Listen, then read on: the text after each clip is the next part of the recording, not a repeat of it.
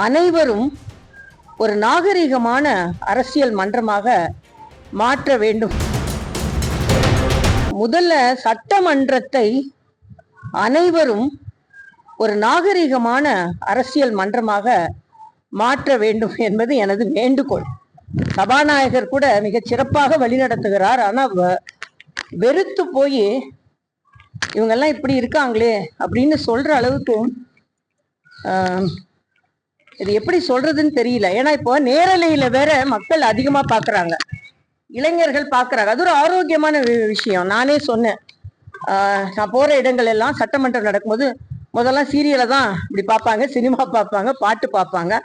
ஆனா சட்டமன்றத்தை இப்போ மக்கள் நேரலையில் பார்ப்பது ஒரு ஆரோக்கியமான ஒரு நிகழ்வு. ஆனா நேரையிலே பார்க்கும் பொழுது ஒரு சட்டமன்ற உறுப்பினர் என்றால், ஒரு அமைச்சர் என்றால், ஒரு எதிர்கட்சி தலைவர் என்றால், ஆளுங்கட்சி உறுப்பினர்கள் என்றால், எதிர்கட்சி உறுப்பினர்கள் என்றால் மக்களுக்கான பிரச்சனைகளை பேசுவார்கள், மக்களுக்காக பேசுவார்கள், நாகரிகமாக நடந்து கொள்வார்கள், அரசியல் கட்சிகளுக்கு அப்பாற்பட்டு ஒரு நட்புறவை அவர்கள் மேற்கொள்வார்கள். இப்படிலாம் மக்கள் நினைத்து கொண்டிருக்கின்ற நேரத்துல கலகலப்பா இருக்க வேண்டிய சட்டமன்றம் கைகலப்பா போறது ரொம்ப வருத்தம் அளிக்கக்கூடியதா இருக்குது.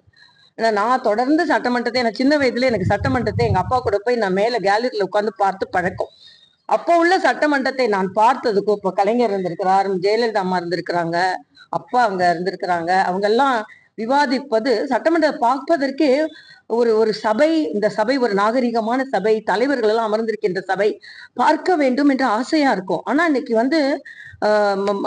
இப்போ புதுசா பார்க்கிறவர்கள் சட்டமன்றனால இப்படிதான் இருக்கும் போல இருக்கு, சட்டமன்றமாக இருக்கும் போல இருக்கு, சண்டை மன்றமாக இருக்கும் பொழுது இருக்கு அப்படின்னு நினைச்சிடக்கூடாது. அதனால நான் ரொம்ப நாள் ஒரு 25 ஆண்டு கால அரசியல்ல இருக்கிற ஒரு நிர்வாகி என்ற முறையில எல்லாத்தையும் நான் வைக்கிற ஒரு வேண்டுகோள், தயவு செய்து சட்டமன்றத்தின் மாண்பை அனைவரும் பாதுகாக்க வேண்டும் என்பது எனது கருத்து.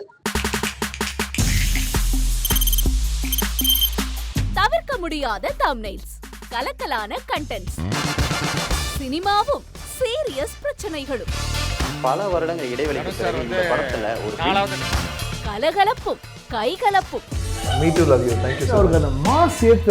போயிட்டே தான் இருக்காரே தவிர பிரேக்கே இல்லாமல் பிரேக்கிங் நியூஸ் சொல்லும் தந்தி டிவி ஆப். இன்ஸ்டா தலைமுறை வரை இறங்கி அடிக்கும் தந்தி டிவியின் டிஜிட்டல் எக்ஸ்க்ளூசிவ். அது தண்ணிக்குள்ள போகும்போது ஹேங் ஆயிடுச்சு. உங்களுக்கு விஜய் சார் எந்த அளவுக்கு ரொம்ப பிடிக்கும்? Of course, Malayalis are huge Vijay sir fans. ரெண்டு பேருமே ரொம்ப பிடிக்கும் எனக்கு.